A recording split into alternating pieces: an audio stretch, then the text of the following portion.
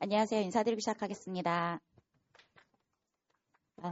반갑습니다. 저는 시대인재학원에서 국어 수업하고 있는 솔빛국어팀 강사 임주연이라고 합니다.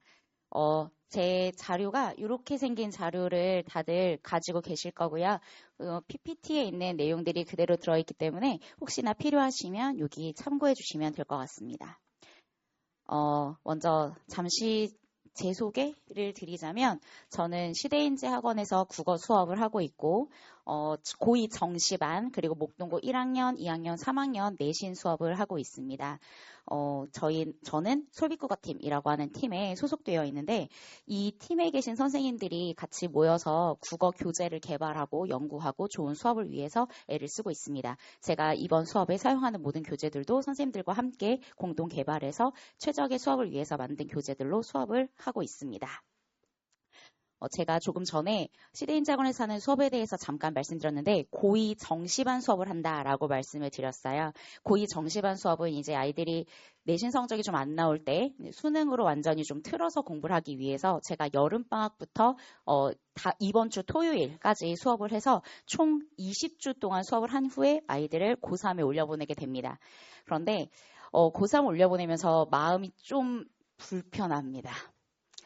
제가 분명 20주 동안 아이들과 살 부딪혀 가면서 열심히 공부했고 그리고 또 매주는 아니지만 좀 격주로 솔빛 모의고사라고 하는 모의고사를 실시하고 학생 수가 좀 많기는 하지만 그래도 제가 아이들 시험지를 다 걷어서 일일이 하나씩 보면서 피드백을 좀 해줍니다.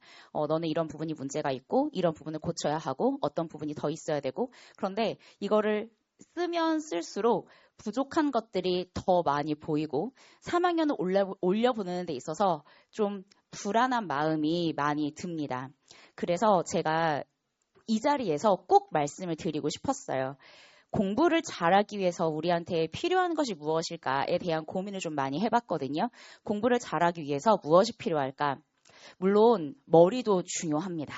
머리가 좋은 거, 아이가 예를 들면 국어적 능력이 좀 더 뛰어나다거나 아니면 수학적 능력이 좀 뛰어난 친구들도 분명히 있잖아요. 그런 것도 분명히 저는 중요하다고 생각하는데 그거는 사실 타고나는 것이고 내 노력으로 바꿀 수 있는 건 아니잖아요. 자, 그렇다면 내 노력으로 바꿀 수 있는 것은 무엇이 있을까 생각해 봤을 때 제가 이야기하고 싶은 것 중에 첫 번째는 바로 끈기입니다. 얼마나 아이가 꾸준히 공부를 할 수 있느냐 그런 것이 첫 번째로 생각했고 두 번째가 바로 적절성이라고 하는 것이었습니다. 제가 말씀드리는 적절성은 그 시기에 필요한 공부를 반드시 해야 한다라고 하는 것입니다. 제가 이번에 2학년 정시반 친구들을 3학년에 올려보내면서 가장 걱정스러운 것은 무엇이냐 하면 분명히 2학년 1학기 때 문학 공부를 많이 했을 거예요. 그런데 왜냐하면 2학년 1학기가 내신이 문학이었기 때문이죠. 그런데 문학 공부를 그렇게 한 학기 내내 열심히 했음에도 불구하고 여전히 문학을 어떻게 읽어야 할지 모르는 혹은 문학 개념어를 제대로 모르는 친구들이 굉장히 많다는 겁니다. 자, 그러면 이 공부를 언제 해야 됐었느냐 하면 당연히 2학년 때 하고 넘어갔어야 됐었는데 2학년 때 뭔가 구멍이 나기 시작하면서 계속해서 문학 부분에 구멍이 나기 시작을 하고 그리고 2학년 2학기 때는 문법을 하고 올라가야 되는 게 많습니다. 그러니까 맞습니다. 그런데 문법에서 구멍이 나니까 또 3학년 올라가서 고생을 많이 하게 되는 경우들을 보게 된다는 것이죠. 그래서 아이들을 쭉 지켜보면서 1학년부터 3학년까지 제가 예비고일 수업도 하고 있거든요. 그래서 예비고일 애들한테 잔소리를 가장 많이 합니다. 왜냐하면 그때 제대로 뭔가 잡혀지지 않으면 나중에 가서 더 힘들 거기 때문에 그때 굉장히 아이들한테 많이 푸시를 하고 그 다음에 푸시를 할 수 있는 학년이 사실은 지금 현재 고1 학생들, 고2 올라가는 이 겨울방학 때 얼마나 우리가 이 시기를 알차게 보내고 제대로 보내느냐에 따라서 2학년과 3학년의 성적이 크게 달라진다고 생각을 합니다. 그래서 제가 이번 겨울방학에 아이들과 하고 싶은 이야기가 무엇이 있는지를 말씀드리기 위해서 잠시 문제 두 개를 좀 가지고 왔는데요. 문제가 좀 두 개가 어떻게 보이시나요? 비슷한 유형으로 보이시죠? 하나는 올해 수능 국어에 나왔었던 문제고요. 다른 하나는 어떤 학교의 2학년 문학 기출문제입니다. 이렇게 놓으면 어떤 게 수능 문제이고 어떤 게 내신 문제인지 알 수가 있을까요? 없을까요? 네, 전혀 없죠. 그래서 아이들이 국어 공부를 하면서 좀 우려스러운 것은 수능 공부와 내신 공부가 다르다고 생각하는 겁니다. 문학을 공부할 때 수능의 문학과 내신의 문학이 다르고 문법이나 혹은 다른 것들을 공부할 때도 이게 다르다고 생각하는 건데 사실 수능과 문학, 내신은 그렇게 다르진 않습니다. 그래서 공부를 구분하지 않고 좀 두 개의 공부를 같이 해나갈 수 있다고 생각하는 그런 자세가 필요하다고 생각하는데요. 그래서 겨울방학 때 제가 아이들과 함께 하고 싶은 것은 첫 번째 문학 개념 정리입니다. 제가 문학 개념 정리를 아이들한테 강조하는 이유는 무엇이냐 하면 2학년 1학기가 되면 모든 학교는 문학만 시험을 봅니다. 문학 교과서만 공부를 해요. 지금 국어 교과서 안에는 화법, 작문, 문법, 독서, 문학 여러 개 영역이 다 섞여 있어요. 어떤 아이들은 문법을 좀 잘하는 친구들은 문법이 조금 어려울 때 시험을 굉장히 잘 봅니다. 그런데 문학을 잘하는 친구들은 문학이 좀 더 어렵게 나올 때 시험을 잘 보죠. 1학년 때 성적과 2학년 때 성적은 정말 크게 달라집니다. 우리 아이가 1학년 때 1등급을 받았다고 해서 2학년 때 그대로 1등급 받는다는 보장 없고요. 우리 아이가 1학년 때 2등급, 3등급 받았다고 해서 2학년 올라가서 그대로 성적이 유지된다는 보장이 절대 없습니다. 2학년 1학기 성적은 정말 많이 달라집니다. 왜냐하면 2학년 1학기는 내내 문학만 하기 때문이에요. 이때 조금 손해를 보는 학생들이 이제 남녀공학의 남학생들이 많이 손해를 봅니다. 왜냐하면 여학생들이 아무래도 문학을 조금 더 잘하기 때문이에요. 그런데 여학생들 사이에서도 이과 성향을 가진 친구들은 약간 논리적인 생각을 되게 많이 하잖아요. 그러다 보니까 또 문학을 되게 많이 어려워하고 또 문학 자체를 읽는 것이 뭔가 중어국어식으로 읽어야 한다라고 하는 생각하는 친구들이 정말 많이 있기 때문에 그런 친구들의 사고를 조금 바로 잡아줘 가면서 문학을 어떻게 읽는 건지 그리고 문학의 개념이 무엇인지를 좀 정리하는 이런 수업을 겨울방학 동안에 완벽하게 하려고 합니다. 두 번째는 독서, 독해 방법에 대한 체화입니다. 아마 학생들한테 독서 문제집이 한 권씩은 다 있을 거예요. 그런데 그거를 완벽하게 한 권을 다 푼 친구들은 많지 않을 겁니다. 학원에서 숙제를 내주거나 하면 당연히 그걸 할 수가 있는데 스스로 하겠다고 문제집을 사놓고 그거를 제대로 하는 친구들을 본 적이 없습니다. 독서를 우리가 끝까지 꾸준하게 공부하지 못하는 가장 큰 이유는 무엇이냐 하면 우리가 운동을 하거나 무엇인가를 배울 때요. 내가 점점 늘어간다는 느낌이 있어야지 재밌어서 이걸 더 하게 되잖아요. 그런데 독서는 오늘 풀었어요. 오늘은 다 맞았어요. 기분이 너무 좋아요. 내일 풀어요. 근데 내일은 또 다 틀려요. 기분이 너무 나빠요. 그렇지만 마음을 다스려요. 그래, 잘할 수 있을 거야. 그저껜 잘했잖아. 그래서 다시 어젠 잘했잖아. 그 다음날 또 풉니다. 그런데 또 문제를 많이 틀려요. 내가 아무리 공부를 해도 공부를 해서 발전된다는 느낌을 받기가 굉장히 어려운 게 독서입니다. 왜냐하면 그냥 읽기 때문이에요. 어떻게 읽어야 제대로 읽는 건지 평가원이 그러니까 수능을 출제한 사람들이 어떤 방식으로 독서를 내고자 하는지를 알아야 그 방식에 맞게 글을 읽을 수가 있는데 이거를 바로잡기가 쉽지가 않습니다. 제가 며칠 전에 고2 정시반 학생한테 문자를 하나 받았습니다. 남학생이 그렇게 장문의 문자를 쓰긴 쉽지가 않은데요. 진짜 문자 길이가 10줄이 넘었어요. 10줄 넘는 문자를 어떻게 보냈냐면 선생님, 제가 정시반 수업이 얼마 남지 않아서 선생님이랑 꼭 상담을 하고 싶었는데 수업 끝나고는 시간이 없어서 이렇게 문자를 드립니다. 시작하는 굉장히 긴 문자였는데요. 그 학생이 저희 반에서 굉장히 열심히 하는 학생입니다.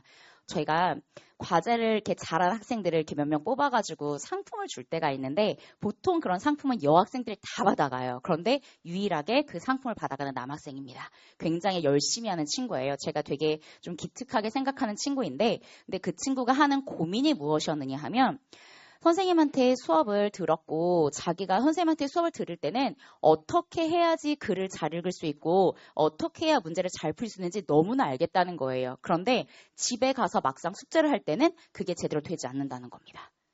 그게 체화가 안 됐기 때문인 거예요. 체화는 내 몸에 버릇처럼 그대로 받아들이는 걸 체화라고 하는 거잖아요. 우리가 맨 처음에 자전거를 배울 때 자전거가 기울어지면 기울어지는 쪽으로 핸들을 돌려야 중심을 잡을 수 있어. 이렇게 이론으로 배우잖아요. 제가 수업 시간에 말하는 것이 이론에 해당하는 겁니다. 얘들아, 지금 이 문장은 수식 구조로 개념을 설명하고 있어. 자, 그러면 이 문장에 이렇게 표시해 놔야 너희가 나중에 선지를 볼 때 편하단다 라는 얘기를 해줍니다. 그러면 그 당시 그 시간에는 그게 돼요. 하지만 집에 가서 숙제하려고 하면 될까요? 안 될까요? 절대 안 됩니다. 근데 이게 안 되니까 독서 공부를 아무리 해도 늘까요? 안 늘까요? 절대 안 늡니다. 내가 뭘 잘못하고 있는지, 뭘 제대로 해야 하는지, 어떤 것을 고쳐야 하는지 방법론적인 것이 제대로 아이들한테 몸에 체화되지 않으면 결국은 독서를 잘할 수가 없습니다. 자, 그런데 문제는 무엇이냐 하면 이렇게 독서 공부를 할 수 있는 시간이 없다는 겁니다. 제가 이번 겨울방학 수업으로 9주를 설정했어요. 12월 마지막 주부터 설 연휴가 월화수더라고요. 근데 제가 수업이 일요일이거든요. 그런데 휴강 없이, 그러니까 설 연휴에 그 월화수니까 일요일은 굳이 휴강할 필요 없겠다 해서 휴강 없이 총 9주 동안 수업을 합니다. 근데 그 9주 동안 그렇게 독서 수업을 열심히 하고 나면 3월이 되고 3월이 되면 아이들은 내신 준비를 해야 되고 내신에서는 제가 뭐만 한다 그랬죠? 네, 문학만 합니다. 그럼 독서는 어디 갔을까요? 독서는 여기 있다가 문학 공부를 하면서 다 사라집니다. 그러면 이제 여름방학이 됩니다. 똑같이 독서 공부를 다시 합니다. 그런데 여름방학은 채 6주밖에 되지 않습니다. 그럼 6주 동안 또 독서 공부를 해요. 그리고 2학년 2학기가 되면 다 문법을 할 겁니다. 그러면 문학은 어디 갈까요? 또 사라집니다. 그러면 독서는 어디 갈까요? 또 사라지는 거죠. 3학년 12월이 딱 되면 아이들이 모든 것이 다 리셋되어 올라오는 거예요. 심지어 문법은 기억이 잘 날까요? 안 날까요? 굉장히 기억이 안 납니다. 분명 배웠는데 제가 애들한테 물어봐요. 배웠지? 품사가 뭐지? 하면 애들이 품사 들어봤지? 명사, 대명사, 수사 이런 건데 그게 뭐지? 라고 하면 이거를 애들이 머릿속에서 맴 돌기만 하고 아웃풋이 안 나옵니다. 그러니까 공부를 했는데 공부에 지속성이 없고 제가 아까 공부할 때 중요한 게 끈기라고 말씀드렸잖아요. 그런 지속성도 없고 계속해서 반복되는 것도 아니기 때문에 아이들이 국어를 잘할 수가 없습니다. 그래서 제대로 좀 잡아놨으면 좋겠어요. 이번 겨울방학 때 문학 공부는 이렇게 하는 거고 독서는 이렇게 하는 거야. 그리고 제가 마지막에 문법도 이제 그 개념 정리를 하려고 특강을 준비해 놓고 있어서 이렇게 3가지를 좀 겨울방학 때 강하게 아이들과 함께 공부를 하려고 합니다. 정말 필요한 공부들, 적절한 시기에 제가 반드시 필요한 공부들을 해야 한다라고 말씀드렸는데 이 3가지를 제가 이렇게 이번 겨울방학에 강조해서 공부를 하려고 합니다. 이렇게 하게 되는 가장 큰 이유는 바로 수능 국어 때문이겠죠. 수능 국어를 보시면 제가 좀 옛날 것부터 사실은 가져왔어요. 좀 이렇게 여러 가지를 보여드리고 싶어서 가지고 왔는데 제 프린트에 보시면 2024학년도 수능 오답률, 2025학년도 수능 오답률, 2026학년도 9월 모의고사 오답률. 9월 모의고사가 같이 지난 9월에 봤던 것이고요. 그리고 2026학년도 수능 오답률은 이번 11월에 봤던 수능 오답률입니다. 자, 앞에서부터 다시 한번 볼게요. 2024학년도가 혹시 어떤 해였는지 기억나시나요? 2024학년도는 불수능이라고 했던 그 해의 시험이었습니다. 그 해에 그러니까 우리 아이들이 보는 수능은 선택 과목에 나눠져 있지 않지만 2024학년도에는 선택 과목에 나눠져 있었기 때문에 선택 과목별로 학생들의 오답률이 다 달라서 이런 식으로 도표가 나오게 되는데요. 잘 보시면 아시겠지만 독서와 문학과 그리고 문법이 적절하게 좀 섞여 있는 오답률을 보실 수가 있을 겁니다. 그래서 2024학년도에 정말 어려웠던 게 여기 현대소설이었었어요. 이 현대소설이 이렇게 오답률 베스트에 올라올 정도로 어렵지 않았었는데 굉장히 현대소설이 어려웠었고 이때부터 아이들이 현대소설 읽기를 좀 두려워하게 되었습니다. 자, 그 다음 해 수능이 너무 어려웠다라고 하는 평이 많아서 그 다음 해인 2025학년도에는 수능의 난도가 약간 좀 이렇게 쉬워졌습니다. 쉬워지면서 오답률이 전반적으로 지금 뭐가 쫙 올라온 게 보이시죠? 독서가 쫙 올라온 게 보이실 겁니다. 그리고 마지막에 문학이 있었어요. 근데 이번에 문학은 고전소설이네요. 어쨌든 공통점은 뭘까요? 글이 길다는 겁니다. 시는 지금 안 올라오잖아요. 그쵸? 네. 글이 좀 깁니다. 근데 이때 고전소설도 평가원이 파놓은 함정이 있었는데 그 함정에 아이들이 다 빠지는 바람에 좀 많이 틀렸었던 그런 문제였습니다. 그리고 2026학년도, 그러니까 올해죠. 올해 9월 모의고사가 굉장히 어렵다라고 평가가 되었었던 모의고사입니다. 이 모의고사를 보고 난 다음에 보통 고3 선생님들이 수능이 앞으로 어떻게 출제될 거다라고 하는 예측을 하시는데 지금 보시면 아시겠지만 문학이 굉장히 많이 나와 있다는 걸 알 수가 있어요. 여기에 고전시가 나왔네요.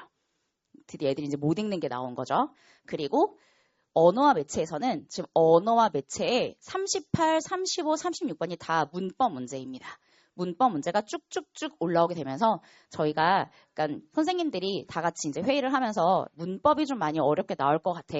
그리고 문학도 조금 어렵게 나오지 않을까라는 생각을 했는데 결과적으로 문법은 어렵게 나온 게 맞습니다. 문법 36, 39, 35. 다 문법 문제예요. 문법 문제가 오답률 위쪽에 상위 랭크되었고 그리고 다 전체적으로 독서가 어렵게 나왔습니다. 그러니까 문학이 어려울 거라 생각했는데 허를 찔린 거죠. 독서가 상당히 어렵게 나왔었습니다. 자, 그러면 이러한 결과물을 보면서 결국은 제가 지금 계속 언급드렸던 건 문학이 어려웠습니다. 독서가 어려웠습니다. 그리고 문법입니다. 라고 하는 거였죠. 그래서 요 세 개가 우리가 제대로 공부하고 3학년에 올라가야 할 요소이다. 그리고 2학년 1학기 때 그래서 문학을 하는 거고 2학년 2학기 때 문법을 하게 되는 거고 학교에서 내신을 그렇게 한다는 거죠. 그리고 그 사이사이에 우리가 독서 공부를 제대로 하고 넘어가야 한다는 겁니다. 학교에서 독서 수업을 안 하거든요. 근데 사실 학교에서 진행하는 독서 수업이 수능 독서를 하는데 얼마나 큰 도움이 되느냐라고 한다면 사실 크게 도움이 된다고 얘기하기는 좀 어렵습니다. 다양한 글을 읽어볼 수는 있지만 독서 방법을 체화하는 건 아니기 때문에 그래서 조금 학교에서 독서 수업이 그렇게 수능을 공부하는 데 있어서 실효성이 아주 높진 않다. 문학이나 문법에 비해서 높지 않은 그러한 부분이라서 저도 내신에서 독서해주는 것보다는 차라리 문법해주는 게 훨씬 더 낫다고 생각을 하는 사람 중에 하나인데요. 그래서 이런 식으로 수능이 진행되기 때문에 우리가 공부해야 하는 것에 제대로 집중해서 공부를 하고 3학년에 올라가자라고 하는 겁니다. 그래서 이번 겨울 방학에 내신과 수능에 대한 공부 어느 것도 소홀히 하지 않고 두 마리 토끼를 다 잡아야 합니다. 내신, 문학, 문법 제대로 하고 올라가야 되고 수능을 공부하는 데 있어서 내가 어떻게 문제를 풀어야 하는지 그리고 독서는 어떻게 접근해야 하는지 이런 것에 대한 것을 좀 잘 차근차근히 다져서 올라가야 되지 않을까라고 생각을 하고 있습니다. 그래서 제가 준비한 커리큘럼이 두 가지인데 첫 번째가 수능 문학 독서에 대한 수업이고 그 수업을 위해서는 이렇게 지금 준비를 하고 있습니다. 찬란한 국어 문학편 독서편이라고 하는 교재 안에서 문학편에서는 수능 대비하면서 1학기 내신 대비를 할 수 있도록 문학 필수 개념 공부하게 될 거고요. 찬란한 국어 독서편에서는 지문별로 독서 지문을 좀 나누어 놓고 영역별로 이 지문을 어떻게 읽는 것이 효과적으로 읽는 것인지 평가원이 우리가 어떻게 읽기를 바라고 있는 것인지 이런 것들 같은 거 좀 잘 정리하려고 하고 있고요. 그리고 찬란한 국어 문학편에 나오는 것들이 문학 개념 위주입니다. 예를 들면 이런 거예요. 시적 화자는 어떻게 찾아야 할까? 시적 청자는 어떻게 찾아야 할까? 모르는 시가 나왔을 때 의인법은 어떻게 찾는 걸까? 이런 것들 같은 거를 좀 공부를 많이 한다면 작품 공부가 좀 부족하다는 생각이 들어서 방학 시즌에 제가 좀 작품 공부를 아이들이 좀 할 수 있도록 따로 준비한 교재가 방학 시즌 교재가 있고 주간 솔빗이라고 하는 교재를 통해서는 아이들이 과제를 하게 됩니다. 상세한 내용은 뒤에서 다시 한번 교재 보여드리면서 말씀을 드리도록 할게요. 그래서 수능 문학 독서는 이렇게 네 가지를 통해서 문학 독서, 그다음에 작품 공부도 하고 그다음에 자기가 스스로 공부할 수 있도록 과제하는 이런 방법의 수업 목표를 잡아가고 있고 9주 동안 어떤 내용을 공부할 것인지에 대한 얘기가 간단하게 제가 정리를 해두었습니다. 그리고 두 번째가 정규 교재 별로 없나? 네, 바로 지금 말씀드렸었던 것에 대한 교재를 이런 교재들로 가지고 수업을 한다라고 하는 걸 보여드리려고 교재 표지 한번 보여드리는 것이고요. 겨울방학 시즌 교재가 아까 제가 그 작품 공부를 하는 거다라고 했었는데 현대시집하고 고전시가집 이렇게 두 가지의 교재가 나오게 됩니다. 그래서 현대시집과 고전시가집에 일단 학생들이 작품 공부할 수 있도록 작품 분석이 다 들어가 있고 그리고 여기가 좀 칸이 비어있는데 여기 QR코드가 다 들어가 있습니다. 그래서 QR코드 찍으면 뭐가 나오냐면 요 내용에 대한 영상이 나옵니다. 그래서 아이들이 영상으로 공부하고 뭐 문제 풀고 이렇게 정리할 수 있도록 이렇게 작품 공부할 수 있도록 준비를 해놓고 있고요. 근데 아이들한테 이거를 이렇게 하라고 주면 할까요? 안 할까요? 안 하죠. 그러니까 뭘 해야 할까요? 제가 여기서 이제 검사하고 시험 봅니다.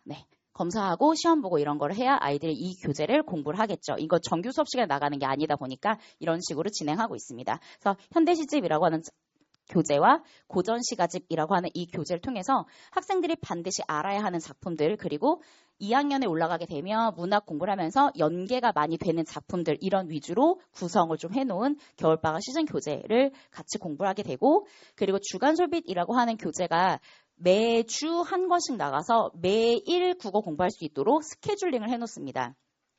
월요일, 그러니까 1일차라고 보통 얘기하는데요. 1일차에는 화법, 작문, 언어 매체 같은 걸 공부하게 하고, 그 다음에 2일차에는 시, 3일차에는 소설, 4일차에는 독서, 그리고 5일차에 또 이제 독서, 그리고 6일차에는 솔빗 모의고사라고 해서 그 미니 모의고사 하나를 볼 수 있도록 이렇게 1일차부터 6일차까지 저희가 일주일에 한 번 학원 오거든요. 그러니까 학원 오는 날 빼고는 나머지는 계속 국어 공부를 제가 시키는 대로 뭔가 하고 있어야 됩니다. 그런데 솔빗 모의고사 지금 여기 안 나와 있는데 솔빗 모의고사 앞에 페이지에 뭐가 써 있냐면 문풀 전 나의 목표를 쓰는 칸이 있습니다.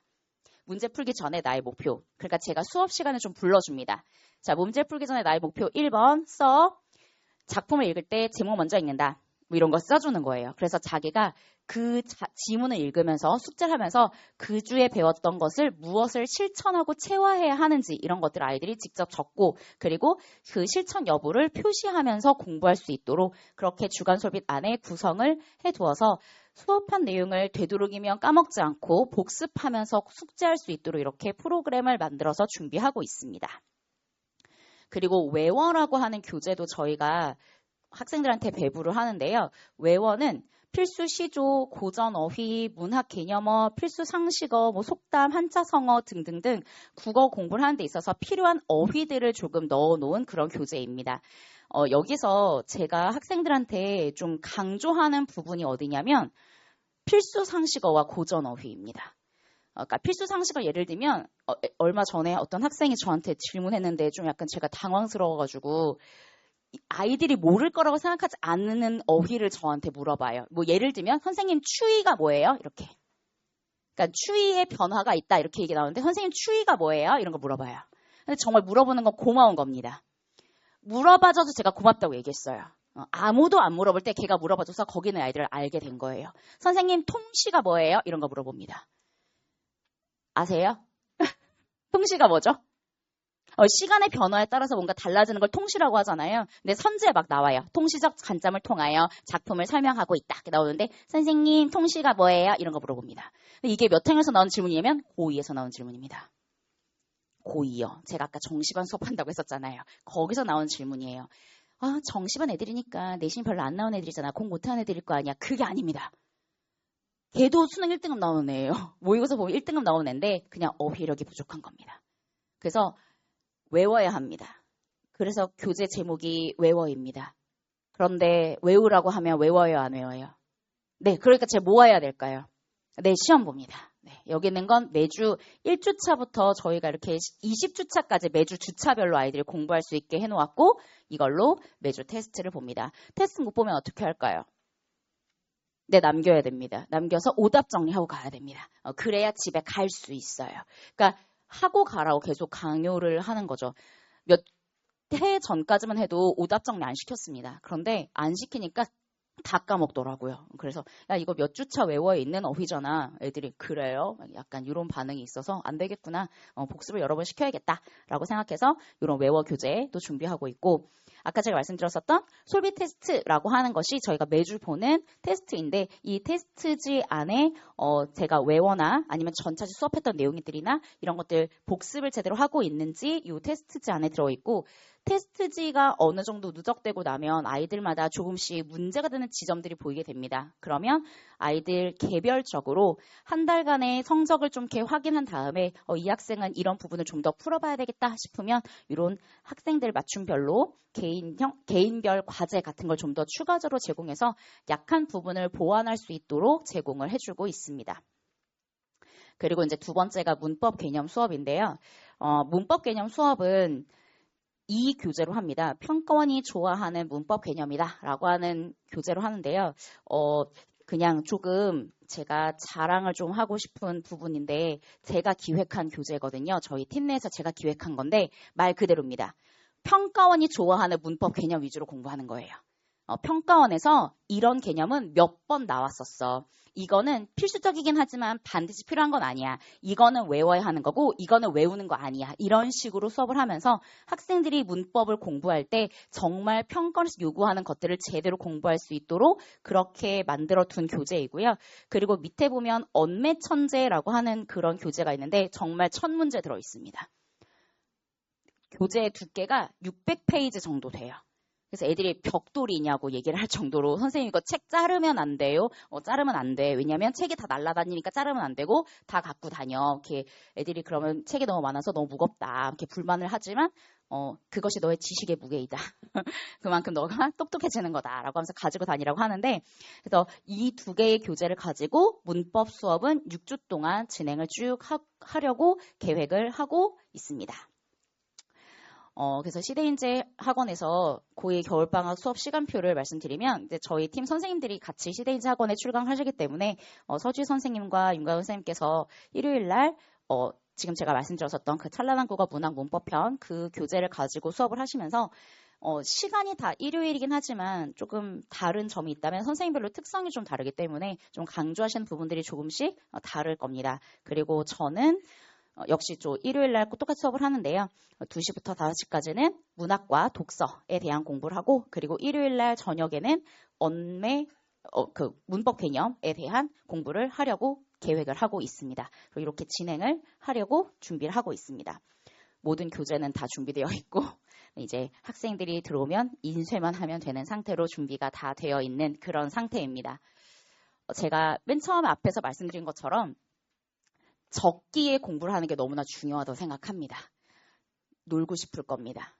아이들 지금 정말 놀고 싶어요. 지금 한창 기말고사 준비하고 있죠. 스트레스 되게 많이 받을 거예요. 이번에 1학년 학생들의 기말고사에 중세문법이 들어가는데 외울 게 너무나 많고 공부할 게 너무나 많아서 학생이 지금 되게 괴로워하는 시험 시즌이 아마 요 시즌일 거라고 저 생각을 합니다. 사실 겨울방학 되면 놀고 싶은 게 사실이에요. 근데 조금만 생각을 해보시면 지금 1학년 입학해서 지금까지 시간이 어떻게 흘러왔는지 잠깐 느껴보시죠. 중간기말 봤더니 끝. 2학년 올라갔어요. 똑같이 중간기말 보면 끝 3학년입니다. 굉장히 조급한 시기인데 아이들은 되게 여유가 흘러 넘칩니다. 저도 아이들한테 너무 채찍질하고 싶진 않지만 재수하지 않으려면 한 해 더 하지 않으려면 이번 해에 그러니까 우리가 그 적절한 시기에 끝내려면 지금 조금 다그쳐 가면서 공부하는 게 맞다고 생각합니다. 겨울방학 정말 놀고 싶고 쉬고 싶고 하겠지만 국어 공부에 조금 더 매진하는 그런 시간을 가졌으면 좋겠습니다. 감사합니다.